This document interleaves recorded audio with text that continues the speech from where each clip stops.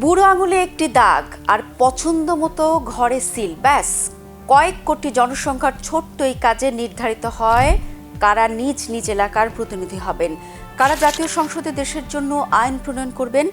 5 বছরে মাত্র একবারই এই কাজটাই করতে পারছিলেন না এদেশের ভোটাররা। আসন্ন ত্রয়োদশ জাতীয় সংসদ নির্বাচনে তাই বিপুল উৎসাহ উদ্দীপনা দেখা যাচ্ছে ভোটারদের মাঝে। এবার অন্তত ভোটটা দিতে পারবেন।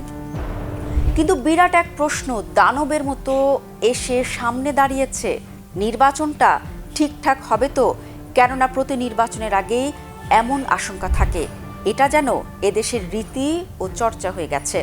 তাছাড়া বাংলাদেশের রাজনীতি ও আবেগের অন্যতম বড় অংশীদার আওয়ামী লীগ এবার নির্বাচনে নেই, এটাও অনেক বড় একটা ফ্যাক্টর। অন্তর্বর্তী সরকারের সাফ কথা, নির্ধারিত দিনেই নির্বাচন অনুষ্ঠিত হবে এবং তা খুব সুন্দরভাবেই সম্পন্ন হবে। তবে এ নিয়ে বিশ্লেষকরা দ্বিধান্বিত ও শঙ্কিত। তাদের মতে মুখে বললেও বাস্তবে সরকারের এমন কোনো তৎপরতা চোখে পড়েনি যাতে নিশ্চিন্ত থাকা যায়। দেশের আইনশৃঙ্খলা পরিস্থিতি এখনও যেখানে উন্নত করতে পারেনি সরকার, নির্বাচন ঘনিয়ে আসলে আর কিভাবে পারবে, এমন প্রশ্নও তুলছেন তারা। তাছাড়া নেট দুনিয়াও এমন আশঙ্কায় সয়লাব। নির্বাচন বিশেষজ্ঞরা বেশ কয়েকটি শঙ্কার কথা ঘন ঘন জানাচ্ছেন, যেসব শঙ্কা অভিযোগ হিসেবে বাজারে প্রচলিত আছে। যেমন অন্তর্বর্তী সরকারের আনুকূল্য পাওয়া দলগুলো নির্বাচন ঠিক মতো হতে দেবে কিনা তা নিয়ে যথেষ্ট সন্দেহ আছে। দ্বিতীয়ত, রাজনৈতিক দলগুলোর মধ্যে কাঁদা ছোঁড়াছুরির কারণেও নির্বাচন হওয়া নিয়ে অবিশ্বাস তৈরি হয়েছে। তৃতীয়ত, আগস্টের অভ্যুত্থানে যাদের পতন হয়েছে তারাও অন্তর্ঘাতের চেষ্টা করতে পারে।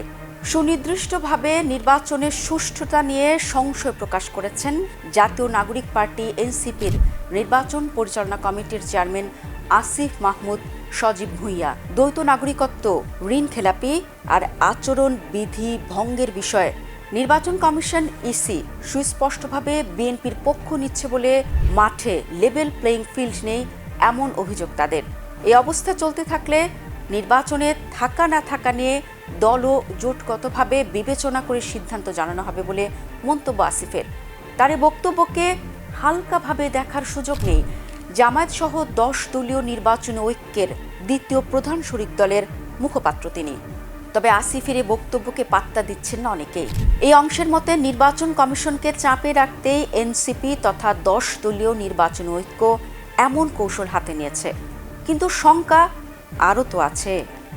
দেশের সার্বিক আইনশৃঙ্খলা পরিস্থিতি নিয়ে বুধবার প্রধান উপদেষ্টা প্রফেসর মোহাম্মদ ইউনূসের নেতৃত্বে অনুষ্ঠিত এক বিশেষ বৈঠকে সেনাপ্রধান জেনারেল ওয়াকারুজ্জামান জানিয়েছেন, 2024 সালের আগস্ট মাসে গণঅভ্যুত্থানকালে দেশের বিভিন্ন থানা থেকে 3,619টি অস্ত্র লুট হয়।